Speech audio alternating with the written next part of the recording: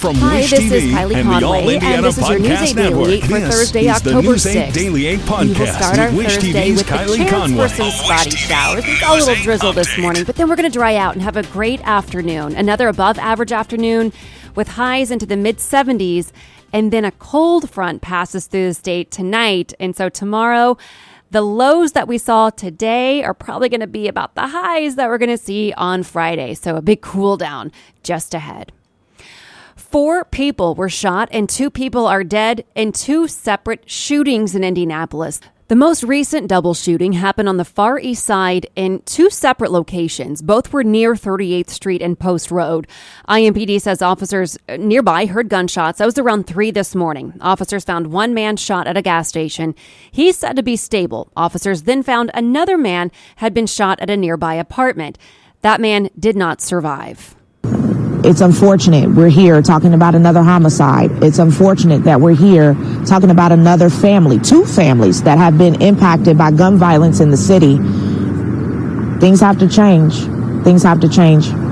And to the earlier double shooting, this one was in the Martindale-Brightwood neighborhood. IMPD is looking for the person who shot and killed one man and critically wounded another. Officers say they found both men shot at a home on Hillside Avenue near 25th and Keystone just after 11 last night.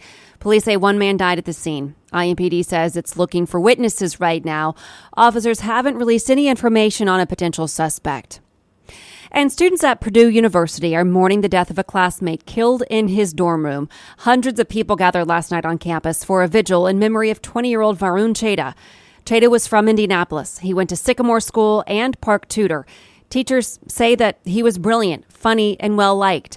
Students who went to the vigil tell our crew that Cheda had friends and family who cared deeply for him.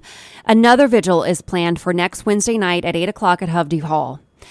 The suspect, Jimin Shah, is now in the Tippecanoe County Jail. He is not yet formally charged with Cheda's murder. Jimin Shah is a 22-year-old cybersecurity student from Seoul, South Korea. News 8 was there as police brought Shah to the Tippecanoe County Jail. And according to police, Shah called 911 from the first floor of McCutcheon Hall on Purdue's campus at 12:44 yesterday morning in the overnight hours. He told police his roommate was dead. Officers took Shah into custody shortly after police arrived, and medics pronounced Cheda dead. An autopsy report shows Cheda died from multiple sharp force traumatic injuries. Campus police do not know why Shah attacked Cheda, but they think it was unprovoked, and Cheda was awake at the time. Varun was a senior studying data science at Purdue. He would have celebrated his 21st birthday next month. According to university officials, students living on the first floor of McCutcheon Hall were moved to different rooms at the time of the investigation. That residence hall is since reopened. Counseling services have also been made available for any students on Purdue's campus. Our IT mate is looking into allegations against Huntington University. We've reported on Daybreak. I've talked about it here on the podcast. There is a new lawsuit that claims Nassar-esque abuse at the hands of former track coach Nick Johnson. As we've explained, the Nassar-esque term refers to the crimes of Larry Nassar, who's now spending his life in prison for crimes against athletes.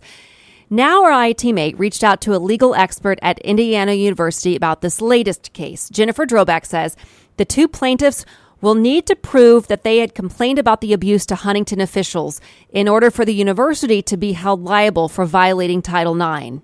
You have to have evidence of a meeting. I told you in a meeting, dated, or so a verbal complaint can be enough, but you have to be able to prove that you complained. If they did know and failed to properly safeguard the situation, then they may be liable under Title IX for keeping a known predator. Droback says Johnson could also face charges like emotional distress, assault, and battery. Huntington University tells us it's aware of the lawsuit but is unable to comment any further. Also from ITMate, the state is on high alert over bird flu. The Indiana Board of Animal Health says Indiana farmers have lost more than 400,000 birds to the virus or efforts to control it in the past year. State regulators say they are concerned about the fall migration season, that birds flying south over Indiana could be carriers. The National Turkey Federation says the problem could affect Thanksgiving meals. The group does not expect shortages, but is warning of higher prices. A newly revealed list offers some details about the documents the FBI seized at the Florida estate of former President Donald Trump. The Justice Department submitted the list in August. It indicates agents seized clemency requests, healthcare documents, IRS forms, and paperwork from Trump's business connections and legal disputes. Some also appear to be related to the 2020 election. The list appears to have been released accidentally. Bloomberg first reported on it after finding it briefly posted in a public court docket. Now to Thailand, where there is horrific breaking news we were following this morning. Police now say a man shot and killed at least 24 children and 11 adults. Investigators say the attack began at a child care center. It ended at the attacker's home, where police say he killed his wife, son, and himself. According to the country's Central Investigation Bureau, the attacker is a former police officer. They say he killed 19 boys, 3 girls, and 2 adults inside the child care center, and another 9 adults and 2 children as he sped off, shooting from his car on his way home. The media reports the attacker also used knives. To business headlines, higher costs are already disrupting Americans' holiday plans. A new survey by Bankrate found about 8 in 10, or 79% of people polled, are changing their plans due to inflation and rising prices. Economists at Deloitte forecast growth of 13.5% in e-commerce sales this holiday season, pushing sales up to $262 billion, according to a new report out this morning. Economists at Deloitte forecast growth of 13.5% in e-commerce sales this holiday season, pushing sales up to $262 billion. It's according to a new report out this morning. The analysts expect overall holiday sales to grow by a smaller 4 to 6%. Layoffs, a purge of spam accounts, and Trump's return are all things analysts expect will happen at Twitter once Elon Musk buys the company. If the deal closes Friday, as CNBC reports, former President Trump could be back on Twitter by the midterm elections. Google is set to unveil the Pixel 7 and the Pixel Watch in New York today. What we do know about the Pixel 7 and the Pixel 7 Pro is that both phones will feature an updated Tensor chip. This is Google's custom processor that takes advantage of the company's AI systems. An increasing percentage of EV owners, electric vehicle owners, are choosing EVs over gas as their next car. Axios reports between 2021 and 2022, the share of EV owners who went back to gas cars decreased by around 17%. All right, to the Colts now. The Colts are in Denver this morning ahead of tonight's kickoff against the Broncos. It's the first of 4 primetime games for the Colts this season.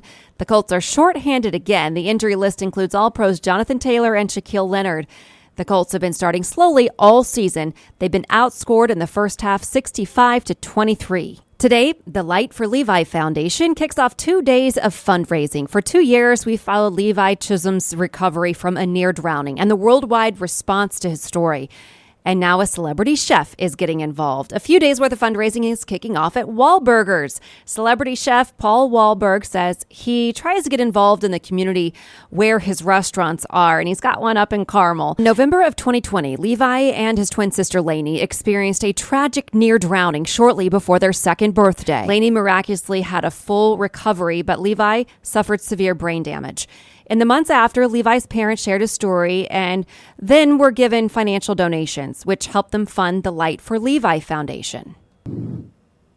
I met Megan and Scott Chisholm and heard their story and just so touched by it and the struggles that they have with, taking care of Levi and their whole family, their beautiful children. So we definitely wanted to support and be part of it. And how did you get involved? We got involved by doing a fundraiser last year and then in a golf tournament. So we have a patio dinner.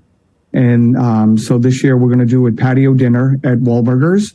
And then the following day we'll be over at the golf tournament and you'll be able to get a chance to play golf with me. Last year was the first fundraiser, and it raised more than $33,000 at the golf tournament alone. Tonight, starting at 6, is the welcome reception at the Wahlburgers in Carmel. That lasts until 9. You do need to buy tickets. It's $50 for adults, $15 for children. Then tomorrow, the golf outing is at Eagle Creek. Tea time is at 9:30 in the morning. You do need to register. It is $750 per team.